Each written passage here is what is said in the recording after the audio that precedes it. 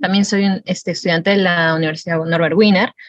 En el caso estoy cursando ahorita mismo el sexto ciclo de la carrera de Medicina Humana, el cual ya pasé también el curso de profesional médico en primer ciclo, que en ese caso yo lo hice virtual. No sé si ustedes también lo están llevando virtual o presencial. Eh, es más que todo abarcar los temas, ¿no? Que siempre son como especialidad para la carrera de medicina humana, y que es lo que van a ver también cuando estén llevando hospital, cuando pasen la rotación con hospital. Por ejemplo, ahora mismo yo también estoy yendo a prácticas en el hospital y ahí vemos también, o sea, con más profundidad todos estos temas que son realmente importantes, porque si no tienes de base esto, pues naturalmente se te va a complicar, ¿no? Cuando estés delante de un paciente y no sepas qué hacer, naturalmente. Así que voy a empezar ya.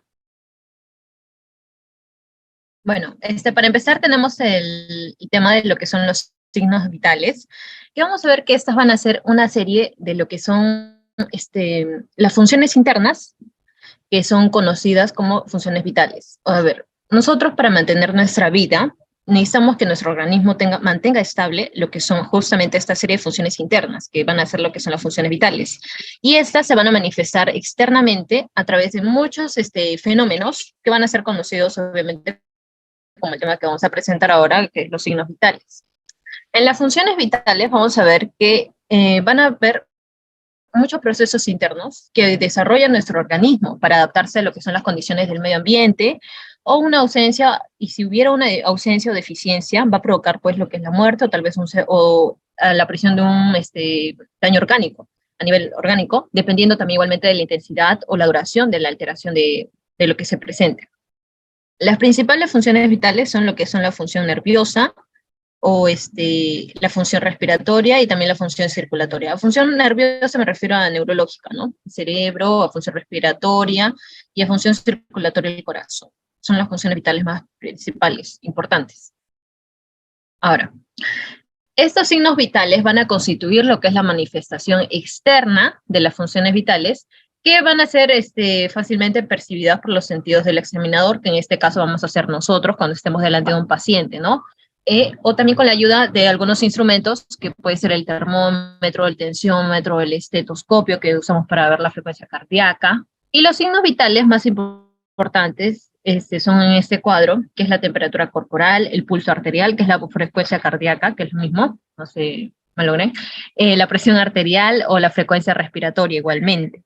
Ahora, continuando, vamos a ver que los controles vitales, el control de los signos vitales, es un procedimiento que vamos a que vamos a ejercer para valorar así las características de estos signos, porque nos va a permitir evaluar el estado de las funciones vitales, con ello también las condiciones de salud en las que se encuentre nuestro paciente, la persona que vamos a estar examinando en ese momento. Pero, aunque estos valores que sean obtenidos al registrar justamente este procedimiento, van a variar mucho de persona a persona, porque sea mucho que tenga que ver con el factor de la edad o el sexo, varía mucho. Y también igualmente en la hora del día que se efectúa el control. Por ejemplo, si el paciente está hospitalizado, siempre se le hace el control de los signos vitales en la mañana, en la tarde y en la noche, ¿no? Y así continuamente, igualmente. Pero también entonces, necesitamos saber que está en el rango normal, justamente siguiendo los valores que sean clasificados, ¿no? Como límites normales. Ahora, en las reglas generales para el control de los signos vitales. En este caso, van a existir muchos factores que van a provocar variaciones en lo que es la característica de los signos vitales, como puede ser, por ejemplo, lo que dije, la actividad física, emociones, si el paciente está en un cuadro depresivo o un cuadro ansioso, o tal vez está con polen enojado, o una ingesta de alimentos que hayan causado tal vez una elevación transitoria de su temperatura, sea el pulso, o también la presión arterial y la frecuencia respiratoria. Entonces, para hacer la regla general para el control de los signos vitales, es muy necesario que se cumpla que el examen se realice en un ambiente muy apropiado, que cuente con buena iluminación, temperatura adecuada, que no esté ni muy caluroso ni muy frío, que sea tranquilo y que se asegure la privacidad más que todo del paciente. Disculpa, acá estaba mal, lo escribí mal. El paciente debe encontrarse en estado de reposo, emocionalmente tranquilo y relajado. El paciente también no debe haber ingerido alimentos previo a los 15 minutos antes, previos al control, Y si el control se realiza en días consecutivos, como expliqué, si el paciente está hospitalizado, siempre se debe optar que sea tal vez en la misma hora, para que no haya cambios. Entonces, el registro de estos signos vitales no debemos llevarlo como una actividad automática o rutinaria, porque cuando en el hospital siempre se maneja eso, pero no debemos verlo como algo rutinario, porque estos resultados son muy importantes, ya que es el reflejo de la evaluación clínica que está confiando el paciente. Porque también, aparte de la interpretación adecuada y oportuna, va a ayudar al médico a darle el tratamiento justamente que debe seguir la persona, el paciente más que todo. ¿Okay? Luego vamos a ver vamos a diferenciar lo que es un signo y un síntoma. ¿Tienen alguna duda hasta ahí, chicos? O, por favor.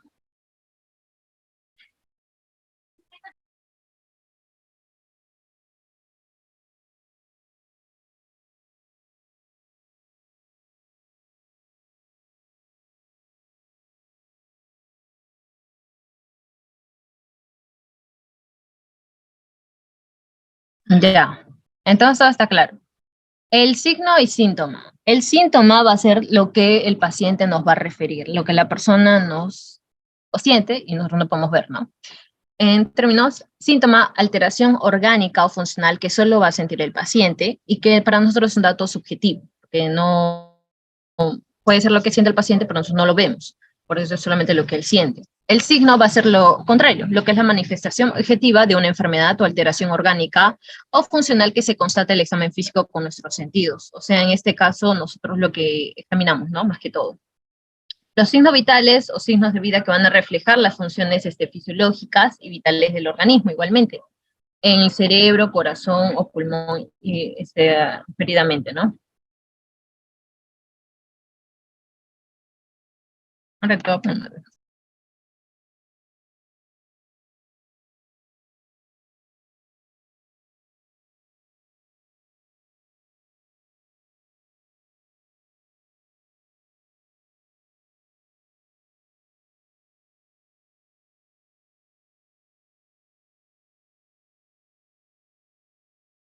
Ya, en los signos vitales más que todo, sí se me escucha, ¿verdad? Sí, Sí, sí se escucha.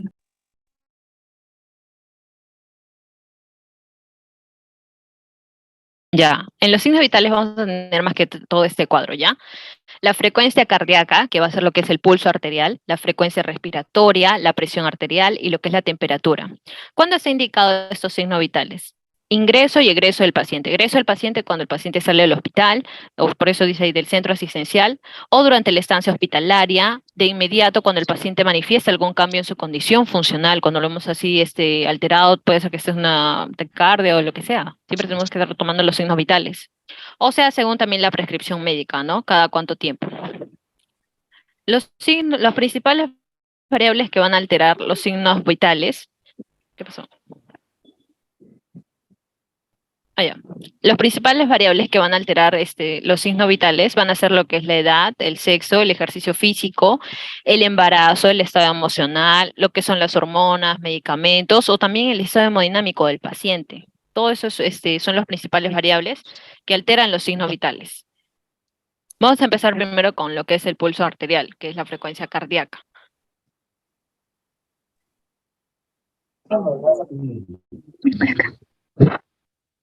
¿Tienen alguna pregunta, chicos? No, por el momento no. Ah, ya, como están prendidos su audio. Todo claro, entonces, ya. En el pulso arterial vamos a ver que lo vamos a definir cuando el corazón se contrae, bombea sangre al interior de las arterias, va a originar una onda de dilatación que recorre toda la pared de la arteria. Por ello, en cada contracción del corazón se va a producir una dilatación transitoria de la arteria, que la vamos a llamar latido de la arteria, la cual puede ser esta palpada en determinados lugares del organismo y recibe el nombre de pulso arterial, que ahorita vamos a ver en qué partes lo vamos a ver. En las zonas para control de pulso. El pulso arterial que se va a palpar en los lugares donde la arteria va a ser lo suficientemente superficial, donde sus paredes van a ser comprimidas contra una superficie ósea. Los principales, pulso radial, cara anterior de la muñeca, donde la arteria radial pasa por encima del hueso radio. Acá. Esa es la arteria radial. la cara anterior de la muñeca, justamente ahí. Ustedes mismos pueden palparse ahorita, se siente, es fácilmente de sentir. Ya lo deben haber visto seguramente. El pulso carotidio también, que es en la parte anterolateral del cuello, donde discurre la arteria carótida primitiva. Ese es el pulso carotidio. Ya. O el pulso humeral, o también llamado braquial, que se basa en la cara interior del brazo, cerca del pliegue del codo. Justamente es lo que necesitamos para la toma de la presión arterial, que lo vamos a ver más adelante. El pulso femoral, que está en el centro de la ingle, donde la arteria femoral pasa por encima del hueso pélvico, justamente ahí. Y el pulso pedio, que es en el dorso del pie, sobre una línea que va a transcurrir entre el segundo y el primer dedo. Ahí, el pulso pedio. Características para el pulso. La amplitud. Vamos a ver lo que es la altura de la onda de pulso, que va a estar muy condicionada por lo que es la magnitud de la presión diferencial. La frecuencia, el número de ondas percibidas en un minuto. Eso más que todo lo van a ver cuando lleguen cuando vean el tema del electrocardio, no sé si lo han visto ya. Percibidas en un minuto, el ritmo, que va a ser la sincronía entre lo que es el latido y latido, justamente si es rítmico o no rítmico. Elasticidad, que es la capacidad de la expansión o deformidad arterial. Esto es lo que tienen que, más que todo, grabarse, porque es lo que van a ver más adelante. Más adelante, ¿no? Todavía les falta un poquito, pero es algo que deben tener muy claro. En la frecuencia cardíaca, el valor normal que siempre se ve es de 60 a 100 latidos por minuto. Esto más que todo para personas adultas. Acá vemos tal vez para un recién nacido, que va de 120 a 140, que sea menor a 28 días. Pero lo que más manejamos es esta, de 60 a 100 latidos por minuto. O en un adulto mayor a 65 años, porque esta va de 19 años a 65 años, es de 60 a 100, que es el rango normal, pero en adulto mayor a 65 años puede ser de 60 a 90 latidos por minuto, más bajo. ¿Qué pasa en una alteración de la frecuencia cardíaca y el pulso? Hablamos de una taquicardia sinusal, cuando la frecuencia cardíaca está elevada mayor de 100 latidos por minuto y no va a sobrepasar los 160. Bradicardia sinusal, cuando la frecuencia cardíaca está entre 40 y 60 latidos por minuto. El pulso duro, que va a ser común en el anciano justamente porque tienen más prevalencia a contraer la arteriosclerosis, o el pulso débil, que va a ser de tono muy bajo, también ni van a escucharlo, que va a estar implicado la estenosis aórtica, la deshidratación, hemorragias severas y shock. El pulso arrítmico, que van a ser las arritmias cardíacas. Pulso filiforme, con debilidad extrema, y pulso casi imperceptible, son un estado agónico, donde va a haber una severa falla de bomba cardíaca. Y el pulso alternante, donde van a haber características muy cambiantes, que va a indicar obviamente un mal pronóstico, ¿no? Puede ser una maricoropatía o la lesión de la fibra cardíaca, igualmente. Continuando, vamos a ver lo que es la frecuencia respiratoria. ¿Tienen alguna duda hasta ahí, chicos?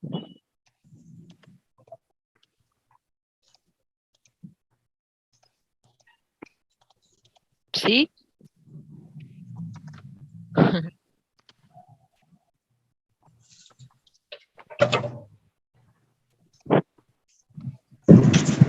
Todo está claro, ¿no? Sí. Chicos, ¿saben qué? A eso es lo que le deben tomar más importancia, porque eso es muy importante, saber los valores normales. Ya después, si no estuviera en el rango normal, siempre vienen las alteraciones, justamente, de una bradicardia sinusal, taquicardia sinusal, que también es muy visto cuando lleven cardiología, o cuando lleven eso.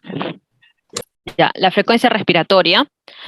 Vamos a ver que la frecuencia respiratoria tiene el rango de 12 a 20. Este rango de 12 a 20 puede ser, o también de 16 a 20, que es lo que manejamos ahora, de 16 a 20 respiraciones por minuto, ¿ya? Este va a ser lo que es el ciclo respiratorio, donde va a comprender una fase de inspiración y otra de expiración, que es lo que ustedes hacen normalmente todos los días, ¿no? en la vida. La frecuencia respiratoria, que es el número de veces que una persona respira por minuto. 16 a 20 respiraciones por minuto, que es el rango normal. Tiene que ser más organizado. Puede ser así. Está pescando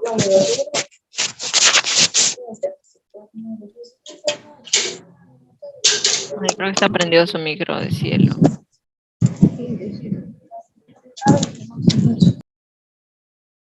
Ah, yo podía silenciar acá. No sabía, ya. Ya, continuando entonces, la frecuencia respiratoria va a ser el número de veces que una persona respira por minuto, de 16 a 20 respiraciones por minuto, que es el rango normal que manejamos hoy en día. Y esto se debe evaluar también el esfuerzo, la profundidad, el ritmo, la simetría de los movimientos de cada lado del tórax, igualmente. Acá vemos, por ejemplo, ventilación pulmonar, el intercambio del aire entre la atmósfera y alvéolos pulmonares mediante la inspiración y la expiración. Músculo de la respiración, cuando los músculos intercostales se contraen, hablamos de una inspiración, y los músculos intercostales luego se relajan, expiran dióxido de carbono, ¿no? Inhalamos oxígeno y expiramos dióxido de carbono. Ese es los valores también para la frecuencia respiratoria, que es muy importante, que ya les dije que manejamos el rango de 16 a 20 respiraciones por minuto en los valores normales. Para un adulto mayor, esto baja de 12 a 18 respiraciones por minuto, que sería en el rango normal.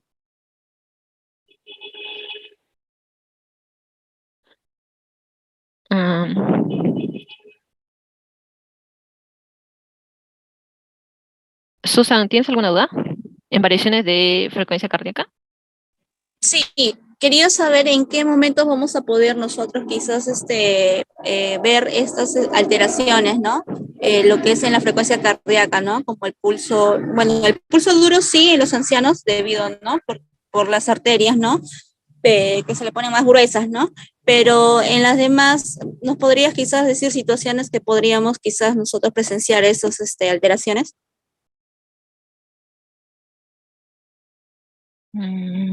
Aquí.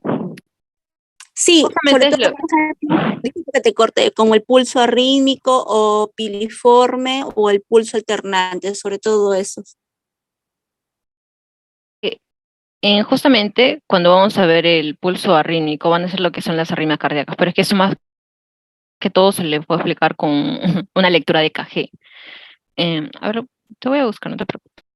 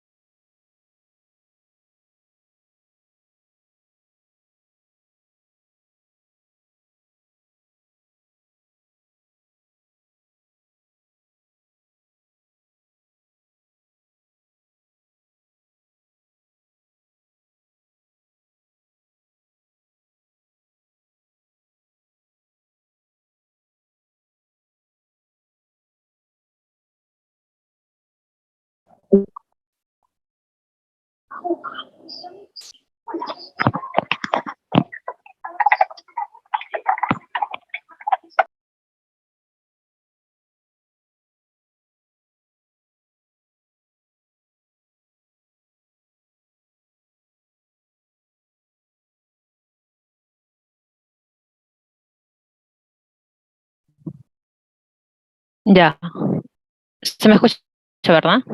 Sí, sí, sí, te escucho. Ya, hablamos de un pulso piliforme con la es extrema y el pulso es casi imperceptible. Cuando nosotros hacemos, cuando examinamos al paciente con el estetoscopio, se debe haber visto cómo es un estetoscopio, ¿no? Ya, Sí, lo ponemos en el corazón del paciente y lo que quiere decir que está en un estado agónico o severa falla de bomba cardíaca es cuando vamos a escuchar al pulso así latiendo pum, pum, pum, pum, así por mí, como si estuviera como una taquicardia, pero no lo es, porque está en estado agónico. Luego vemos a un pulso alternante, que van a ser igualmente características donde se va a cambiar justamente lo que dice mismo. Y, o puede ser, depende mucho, porque, por ejemplo, acá, ¿ustedes han visto, han hecho ya tema de EKG? no todavía, por eso que era mi pregunta para saber cómo diferenciar, cómo saber, ¿no? Diferenciar, por ejemplo, de una taquicardia con estos demás trastornos, cambios, ¿no? Ujú. Por ejemplo, mira, siempre que hay una elevación, por ejemplo, acá empieza onda, onda, onda. Esta es, por ejemplo, la onda PQRS. Siempre empieza así. Es que siempre se ve con la lectura de EKG. Para explicarte el tema de EKG, ¿no? Justamente es eso. Pero por lo general siempre es así, mira. Onda PQRS. Y acá así continúa. Pero lo voy a explicar. Acá también creo que sí hay lo he puesto. A ver, a ver, a ver, a ver, a ver. Aquí. Pero esto digamos para frecuencia respiratoria, cuando... sí, no, no lo he puesto.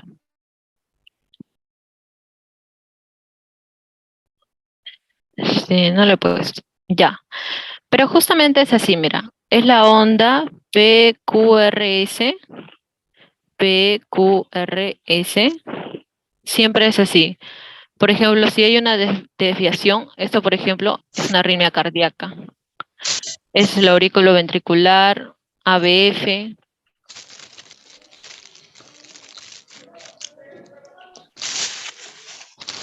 Entonces, lo que me quieres dar a entender es que prácticamente para detectar estas alteraciones de pulso, vamos a necesitar quizás de pruebas, ¿no? Auxiliares, ¿no? Que en este caso va a ser el EKG, ¿no? Porque así simplemente, ¿cómo se llama? Haciéndolo de forma física, ¿no? La exploración con el estetoscopio no vamos a poderlo, ¿no? Diferenciar, ¿sí o no? Por ¿Eso es lo que me quieres ejemplo, decir? sí, por ejemplo, en la bradicardia sinusal, cuando te dije que la frecuencia cardíaca es en el rango normal de 60 a 100 latidos por minuto, en una bradicardia, es que se escucha, mira, cuando te pones el estetoscopio, vas a escuchar cada latido del corazón. 1, 2, 3, 4, y tú tienes que contar ahí. Ahí va contando. Y cuentas durante un minuto, y es necesario que se cuente durante un minuto, no se cuenta solo 15 segundos, hay unos que cuentan 15 segundos, o sea, cuentan todo el rango, cuántas pulsaciones en el corazón en 15 segundos y lo multiplican nomás por 4. Y no, Ok. debe ser preciso, durante un minuto. Por ejemplo, y si solo has escuchado entre 40 y 60 latidos, por consejo, ¿has tenido un antes? Tal vez alguien en tu familia es doctor o algún médico y tal vez te ha hecho escuchar. Si tuviera entre 40, tú escuchas 40 y 60, hablamos de una bradicardia sinusal y ahí se estaría hablando de una afectación, naturalmente. A una taquicardia igualmente cuando está mayor de 100 latidos por minuto, pero que no sobrepasa de los 160. Por ejemplo, alguna vez también cuando yo estaba haciendo justamente, viendo la frecuencia cardíaca, un paciente es persona mayor, más de 65 años, y su corazón estaba así como, pareciera como taquicárdico porque estaba así latiendo rápido y ni siquiera tenía la cuenta tenía el tiempo para contar. Y justamente el paciente estaba haciendo casi una taquicardia igualmente. Pero igual normal se podría manejar, se podía manejarlo. El doctor lo manejó, ¿no? Claro. Ya. Sí está bien, compañera. Ya, Siempre se tiene que hacer de pruebas cuando lo un pulso. ok, Ya. ok, muchas gracias. Ya. Continuando entonces, ¿cómo había quedado? Ya, en los valores normales para la frecuencia respiratoria, que era un adulto en el rango normal de 16 a 20, o un adulto mayor de 65 años, mayor de 5 años, en 12 a 18 respiraciones por minuto. Ahora, siempre van a haber hallazgos anormales en cada signo vital, porque si estuviera normal en el rango, pues normal estaría, ¿no? Pero hablamos cuando hay alteraciones o también cuando hay por debajo del rango normal. Por ejemplo, una bradipnia. Hasta 60 años. Por ejemplo, en una bradipnia, en la frecuencia respiratoria hablamos de una frecuencia respiratoria menor de 12 respiraciones por minuto, es una bradipnia. Taquipnia cuando es mayor de 20 respiraciones por minuto. Apnea cuando va a haber una ausencia de los movimientos respiratorios por espacio de 20 segundos o menos si hay una presencia de cianosis o bradicardia, ¿no? Igualmente. La disnea, cuando es la sensación subjetiva del paciente, de dificultad o esfuerzo para respirar. Disnea es ese término siempre. tiene dificultad para respirar, el paciente presenta disnea, o que puede ser inspiratoria con tirajes o expiratoria que sea con expiración prolongada, ¿no? La respiración de Kussmaul, que es lo que siempre es como sí que siempre van a verlo cuando estén en siglo más adelante, que va a ser la respiración rápida, donde la frecuencia respiratoria es mayor de 20 por minuto. Es profunda, suspirante y sin pausas. Eso lo van a escuchar también con el esteto cuando estén examinando al paciente. Profunda, suspirante y sin pausas. Tum, tum, tum, empezando. O la respiración de Cheyne-Stokes, que va a ser la hipernia, que se combina con intervalos de apnea igualmente. En niños ese patrón es solamente normal, pero en adultos no. Por ejemplo, esa es una eupnia. Frecuencia respiratoria normal de 16 a 20 respiraciones por minuto. Ya acá dice 12. Póngale 16 a 20 respiraciones por minuto. Taquipnia, cuando la frecuencia respiratoria mayor a 20 respiraciones por minuto en adultos. Así. La bradipnia, cuando es la frecuencia respiratoria menor a 12 respiraciones por minuto en adultos. Y el apnea, mira, acá está, la ausencia de respiración. Así. Y ahí empieza. Y el Cheyne-Stokes, justamente es lo que está hablando, que van a ser los periodos rápidos, así rápidos y de profundidad, adelantando, progresiva, pero con apnea. El apnea sí, ¿ve? Periodos rápidos, y ahí empieza de nuevo. Y ahí empieza de nuevo. Pero acá hay una apnea. ¿Ve?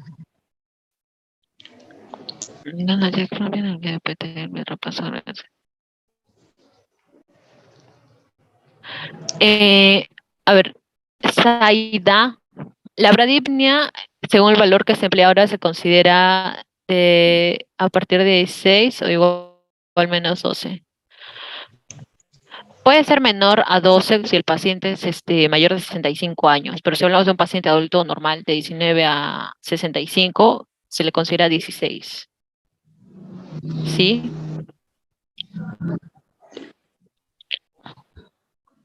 Es que es lo mismo la frecuencia cardíaca con el pulso, porque si te dicen todo ¿qué?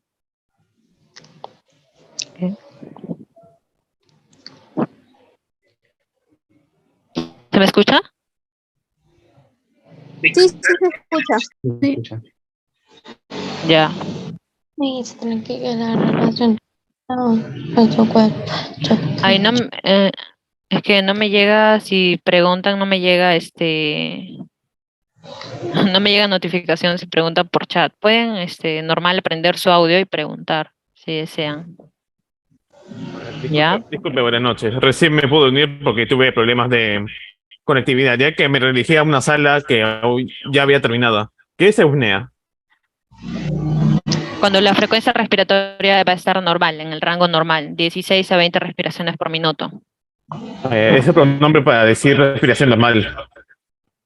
Es un término médico. O sea, no vas a poner frecuencia respiratoria normal en la historia clínica, porque en la historia clínica tienes que ser muy específico. Ya. Listo, gracias. Ya. Ya. Ahora vemos a la hipernia o hiperventilación. Por ejemplo, en la historia clínica, cuando ustedes lo van a ver más adelante, se pone paciente ventilado. Paciente, eso quiere decir que ese paciente está con una respiración normal, que está cursando con una respiración normal. Con hiperventilación está con una respiración alta, elevada. Pero no quiere decir necesariamente que tenga alguna alteración o algo. Simplemente que, obviamente, si es que no sube tanto tampoco el rango, ¿no? Si está muy elevado, obviamente, si ya hablamos tal vez de una taquipnia o una bradipnia. Taquipnia, perdón. Ya. El de Kussmaul, que la profundidad es así, mayor profundidad y rapidez igualmente. Es más que todo lo van a ver en el oxímetro. Cuando al paciente le pongan el oxímetro, ahí sale este ranguito. El bio, también que van a ser los periodos más rápidos y profundos de lo normal, con respiraciones iguales, y se alteran igualmente con pausas de apnea, ¿ven? La apnea es así, es presente en el bio o en el Cheyne-Stokes, ¿ya? Ya. La técnica para la toma de la frecuencia respiratoria, igualmente con el estetoscopio. Este es para la frecuencia cardíaca. ¿Ya? La frecuencia respiratoria es atrás en la espalda, en los focos aórticos, también igualmente acá. Foco mitral, tricuspidio. La presión arterial, ¿ya? ¿Se me escucha, no? Valor normal del rango de 120/80, como siempre se ha manejado, como siempre ha tenido esa lectura de 120/80. Concepto.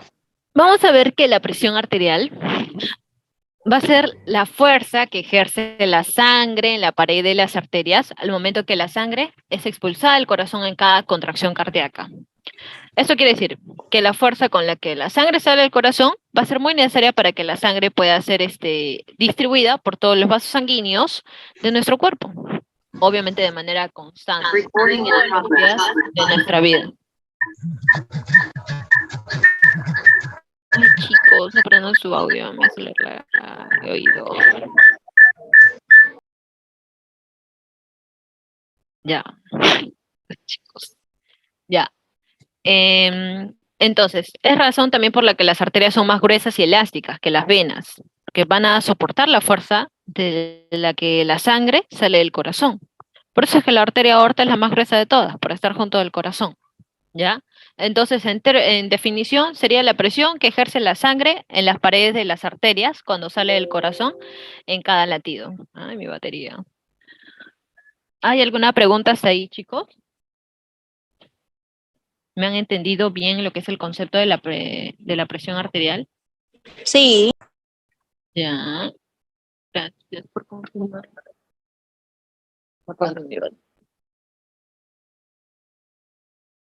Ya. Entonces, vamos a ver que acá tenemos a la presión, como es el conjunto de dos presiones que se genera en el corazón, la presión sistólica y presión diastólica. Presión sistólica, presión diastólica. La presión diastólica o diástole, también llamada, va a ser la presión que se genera cuando el corazón se llena de sangre. Y es un momento de relajación. Y es lo primero que ocurre. La presión sistólica o sístole, que es la presión que se genera cuando el corazón va a expulsar la sangre hacia afuera, que es el proceso de contracción. Y es lo segundo que pasa. Por eso primero la diástole y luego la sístole. ¿Ya? ¿Cómo se toma la presión arterial? Con el tensiómetro y tu estetoscopio. El tensiómetro, justamente esta es la cámara que va a ocupar todo el 80% del perímetro del brazo. Al paciente como se le envuelve toda esta parte y se le coloca, acá vemos el manquito, justamente que es lo que va a insuflar cuando apretemos esta bombillita de acá. Esas son las medidas, no pasa nada. Y ya.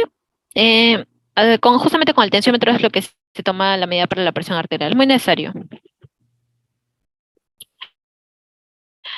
A ver, en las fases. Vamos a ver que en la fase 1 va a haber primero lo que son la aparición de sonidos descritos como claros golpecitos correspondientes a la aparición del pulso palpable y va a indicarnos igualmente la presión sistólica. Por eso es que se usa, cuando usamos el tensiómetro para la medida de la presión arterial en el paciente, en la persona, también usamos justamente a la vez el estetoscopio. En la fase 2, porque tenemos que escuchar los sonidos, cuando insuflamos con el manguito, ese es manguito, cuando insuflamos este parte del, donde esté colocado el brazo, esto va a insuflar, va así como globito, va a insuflar. Y cuando con el estetoscopio estemos escuchando justamente, cuando soltemos, porque esto tiene, a ver, esta perillita justamente que tiene acá, cuando esto se suelta, cuando ya está insuflado, esto se suelta y esto baja, el manguito baja, el temporizador baja aquí, porque llega, ¿no? Sube y luego baja.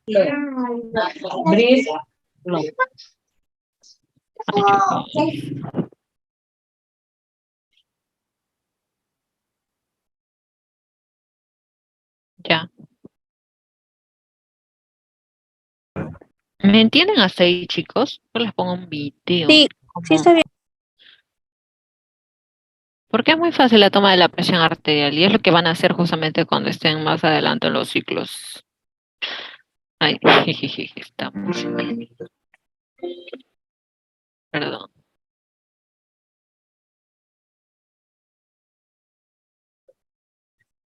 ¿Han visto ya cómo se toma la presión arterial?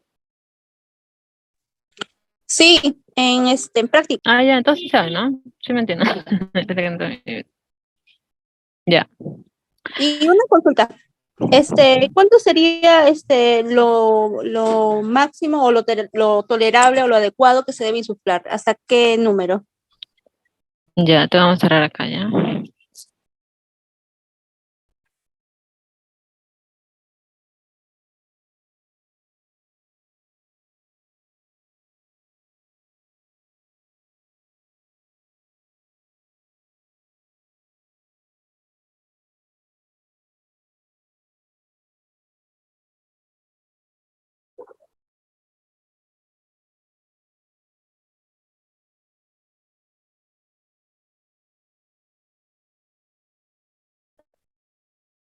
Se ve acá, ¿no?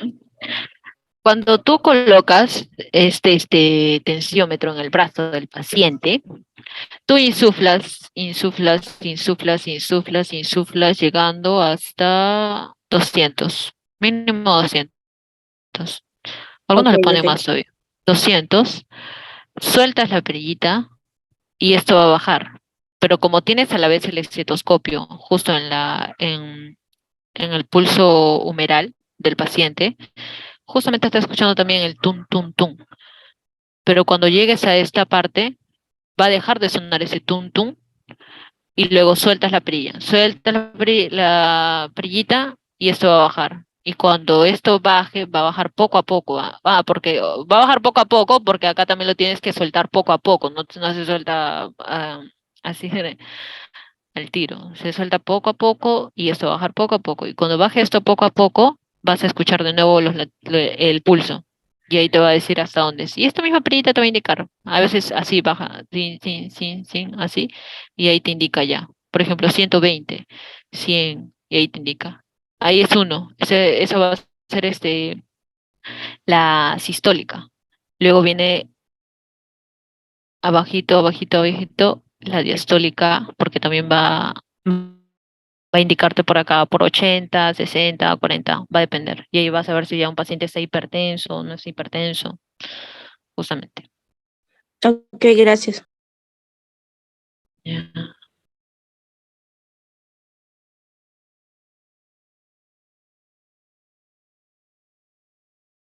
Nisul, Nisul. Ah, creo que sí está grabando. Está grabando la clase, creo que se le van a poder visualizar después. 120 así en lo normal, para que para la sistólica,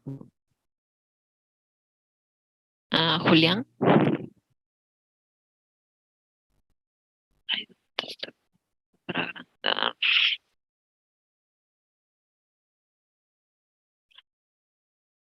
Eso es lo normal, ya para la presión arterial, 110 a 129. Es que todavía no llegaba ahí, pues, ¿no? Ujú.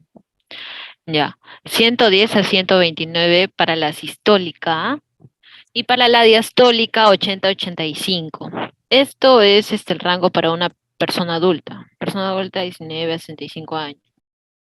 Hablamos de una hipotensión cuando la sistólica está menor a 90. Por lo general no ven que el óptimo también sería de 90 a 109, pero lo normal sería de 110 a 129. Hipotensión cuando está por debajo del valor normal, que es menor a 90. Diastólica. El rango normal para la diastólica es de 80 a 85, pero un rango óptimo también puede ser de 60 a 80. No hablamos de una alteración o una hipotensión. Hipotensión cuando está menor a 60. Menor a 60. Ahora, normal alto, porque siempre hay eso, ¿no? El rango óptimo o normal alto, porque no siempre va a ser exacto para el valor normal, pero tampoco va a ser que haya una hipertensión de grado 1, grado 2, cuando no ha pasado del 130 y 139. Y la diastólica de 86 a 89, igualmente, que en el normal alto. En una hipertensión, cuando hablamos de una hipertensión, cuando está en la sistólica mayor a 140 o 159 y la diastólica está en 90, en el rango de 90 a 99 milímetros de mercurio. Hipertensión de grado 2, grado 3, eso ya aumenta, obviamente. 160 a 180 y la diastólica de 100 a 109. De grado 3 mayor a 180 y diastólica mayor a 110. Y a ella también se le hace un EKG, obviamente, para ver, obviamente, hay daño cardíaco. Ah, ya, eso no explica. En la fase 2, los sonidos se van a hacer más suaves y largos. Son oídos en la mayor parte del espacio entre las presiones sistólica y diastólica. Fase 3, los sonidos se hacen más secos y fuertes. O sea, va a escuchar con mayor claridad. En la fase 4, los sonidos van a ser más suaves y amortiguados. Y en la fase 5, los sonidos desaparecen completamente. Es el silencio que se oye justamente en el momento en que la presión del brazalete va a caer por debajo de la presión diastólica. Y esta fase va a ser registrada con el último sonido audible, ¿no? El rango. Esto es muy importante, chicos. Tómenle foto, si quieren.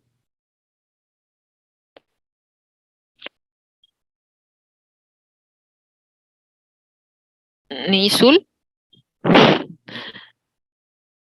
¿Por qué medio van a poder visualizar que la presión arterial, el rango de la presión arterial?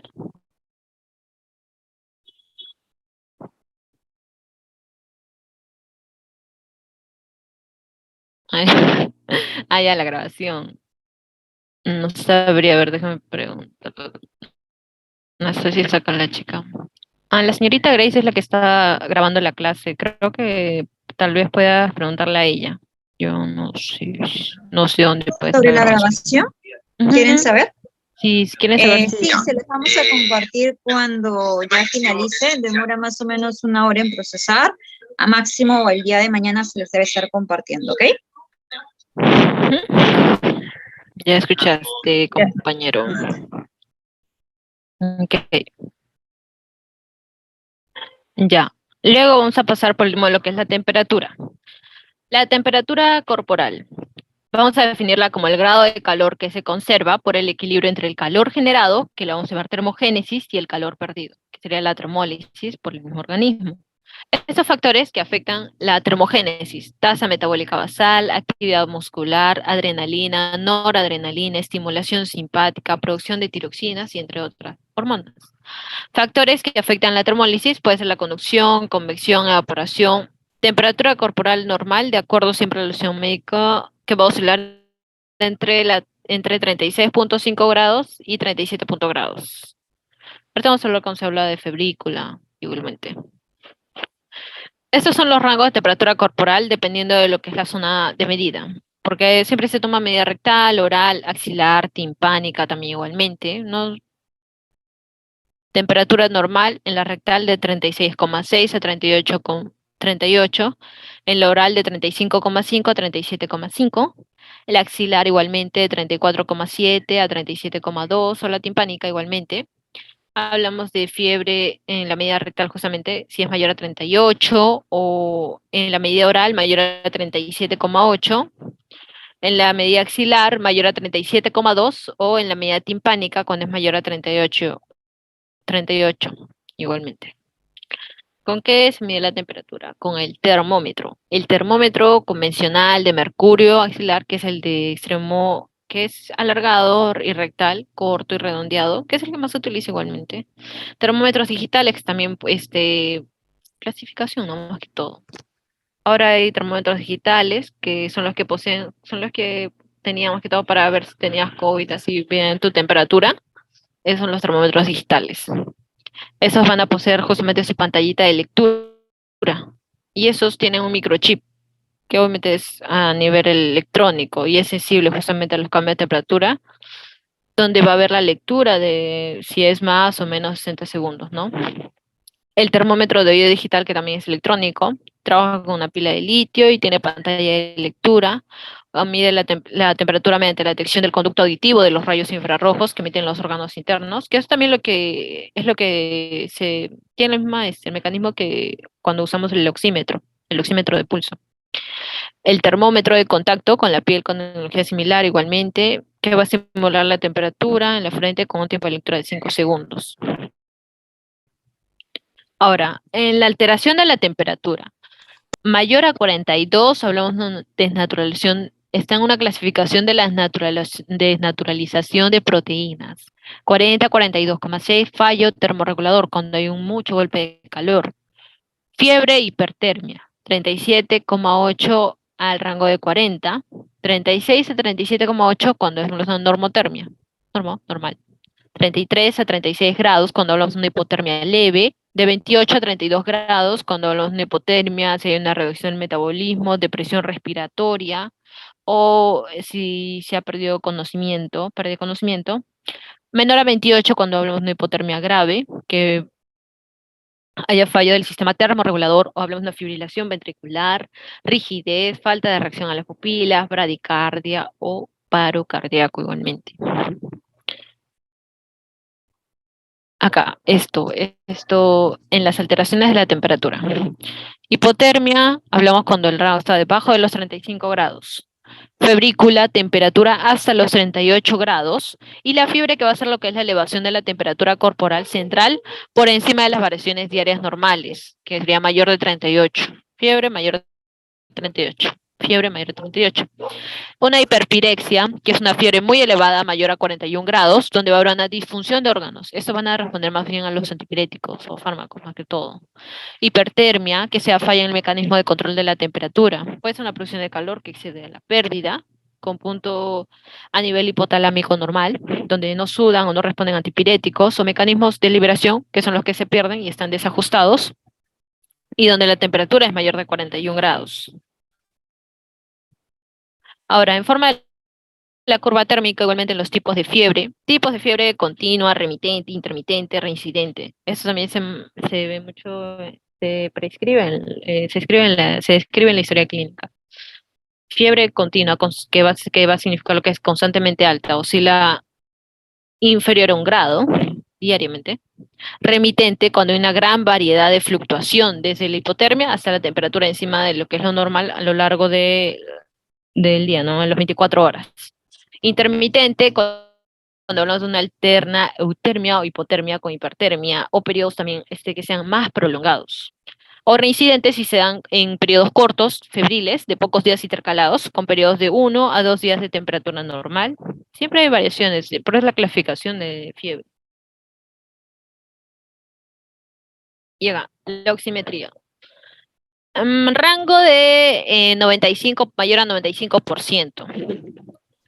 Es de una medición no invasiva del oxígeno transportado por la hemoglobina, o sea, saturación de oxígeno en los tejidos. Eso también es, tenemos que ver los rangos. Ya. El dispositivo también, que obviamente emite luz infrarroja, con longitudes de 660 nanómetros y 940 nanómetros en la infrarroja y 660 nanómetros en la roja, que van a ser características de la oxihemoglobina y la hemoglobina reducida, correspondientemente. Nos va a medir lo que es la saturación de oxígeno, que es mayor a 95% para un rango normal.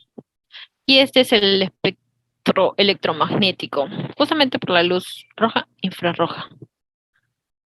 ¿Cómo funciona un oxímetro? El oxímetro de pulso va a irradiar lo que son la luz de las longitudes de onda a través de una capa de tejido y va a medir la señal de la luz transmitida. Mira, es el LED rojo, LED infrarrojo.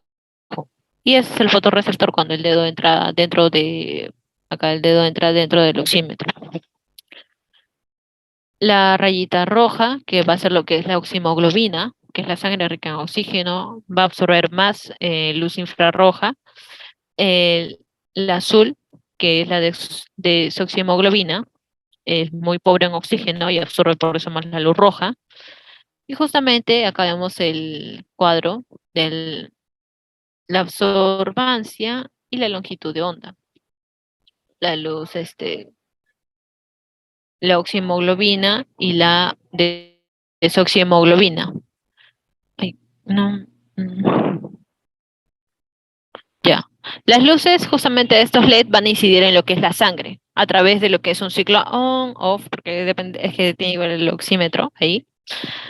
Y el fotorreceptor, que va a responder a la luz roja e infrarroja por separado, obviamente. Entonces va a medir lo que es la cantidad de luz que no se absorbe y se producen las señales normalizadas, que son separadas para cada longitud de onda.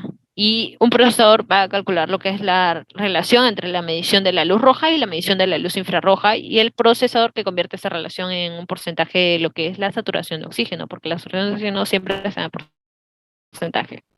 En el rango normal, que sería mayor a 95%.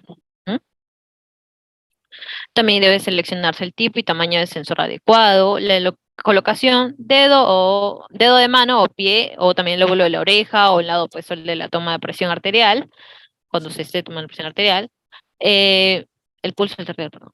El emisor también que va en la uña y el fotodetector que va en el lado de la piel de 5 o 10 milímetros, todo conectado al monitor. Esta parte, ¿ve? Por eso la cara de la cara de la uña solamente va para arriba en el oxímetro. Y el valor normal que es mayor a 95%.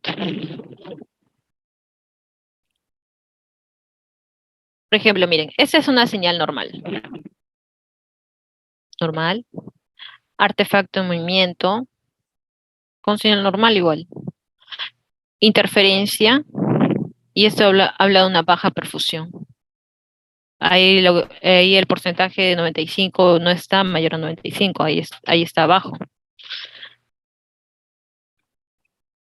A ver, esto quería mostrarles, porque también sale, creo que han visto una hoja de monitoreo también, ¿no? En su clase, pero no la veía bien yo, así que esta es hoja de monitoreo mía y que saqué del hospital. Ahí. Sí se ve, ¿no? Sí, sí se ve. Ya. Por ejemplo, miren, esta hoja de monitoreo, que es la que se usa ahora. Ay, ¿cómo bajas? Ahí está. Acá es para la respiración, frecuencia respiratoria, pulso arterial, presión arterial, temperatura. Son esos 4 bases, funciones vitales. Y así les va a pedir llenar cuadritos. Por ejemplo, siempre tiende para arriba. 90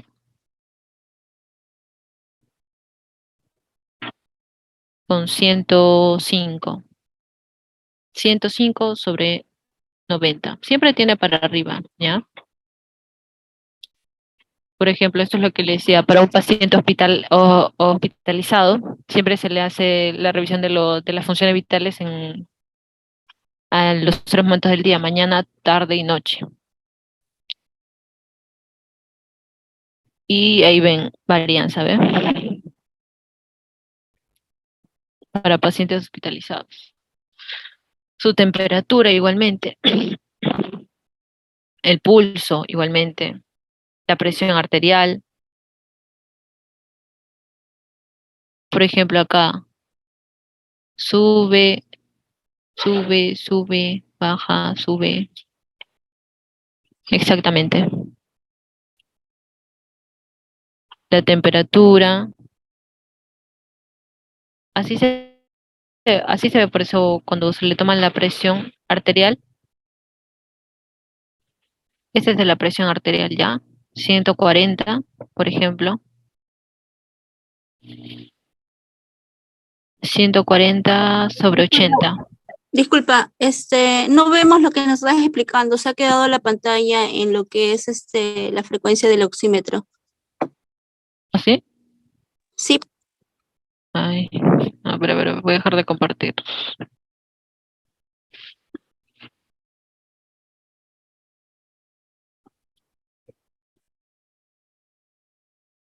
¿Ahí se ve? ahora sí. Ah, ya, tenía que cambiar de pantalla. Ya. Esta es la hoja de monitoreo. ¿No vieron, no? Esta es la hoja de monitoreo entonces, que se maneja ahora en el hospital. Lo que siempre manejan.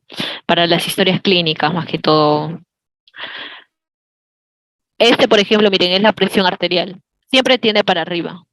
Esos son los cuadritos que se llenan siempre. Y siempre se le hacen en la mañana, tarde y noche, pacientes hospitalizados con la frecuencia días consecutivos. 140 porque siempre tiende para arriba. No hay acá 137 o 138. 140, 80. 140 sobre 80. Y varía siempre, ¿ve? Y ese, por ejemplo, es la última que le hicieron. Y ese está recto. 120 sobre 80. Normal. Rango normal. No tiene alguna alteración. ¿Sí? Ok, chicos. Ah, y esto también quería mostrarles. Tal vez puedan tomarle foto porque es lo que también deben saber. Por ejemplo, este es el rango normal. para tiempo parcial de tromboplastina, tiempo de protrombina, que esto es más que todo cuando vean exámenes de gases arteriales. Esto es lo que se le toma al paciente, a los leucocitos. Por ejemplo, la C en 7.15 está en el rango normal, porque ese es el rango normal, 4.5 a 10.5 y 7.15 está en el rango normal. Hematíes, hemoglobina, glóbulos rojos, hematocrito, el volumen corpuscular medio. A eso es lo que deberían tomarle foto, porque es lo que van a ver más adelante. Eosinófilos, glóbulos blancos, tiempo parcial, fibrinógeno. Eso esos exámenes lo hacen más que todo para descarte. Si es que tienen alguna presunción diagnóstica, tienen que descartar, no pueden decir que es sin haber realizado pruebas.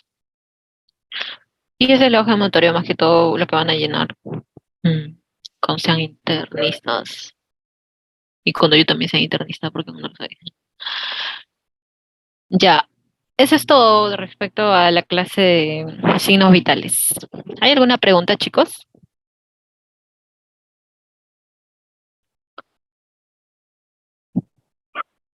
¿Me escuchan? O sea, la grabación de ahorita lo voy a enviar todavía mañana. Sí, parece que sí lo va a enviar mañana porque dura 1 hora tener que bajar el video. ¿Cuándo es su examen? ¿Mañana? Sí, Pasado mañana va a ser el examen. Ya, ok. Terminando el reforzamiento, yo se los comparto. Pero sigamos, por favor, ¿vale?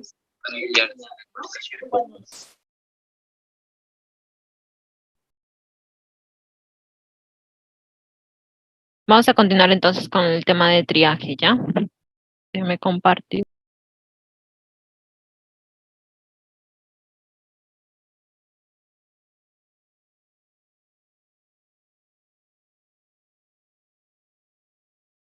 Una consulta.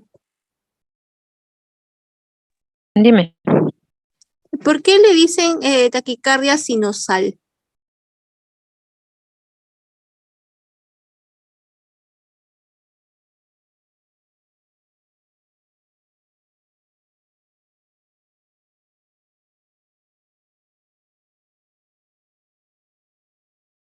A ver, te voy a mostrar.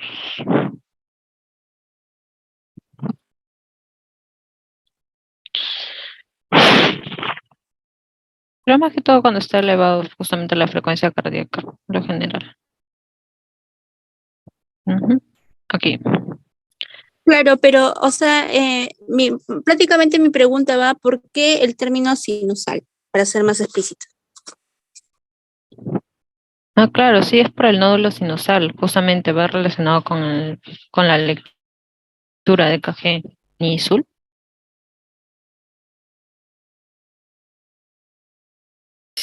Exacto, afección en el nódulo sinusal.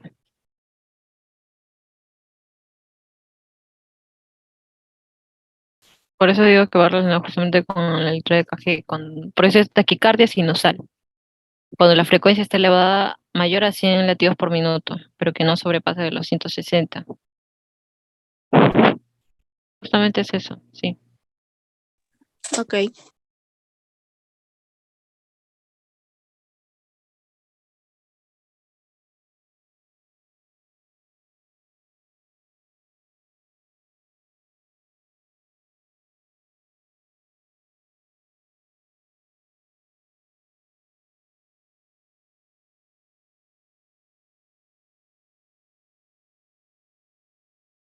Pero no crean que es tan malo, porque generalmente eso solamente se habla de un ataque mensual cuando el paciente ha hecho algún ejercicio o tenga un cuadro de estrés, naturalmente.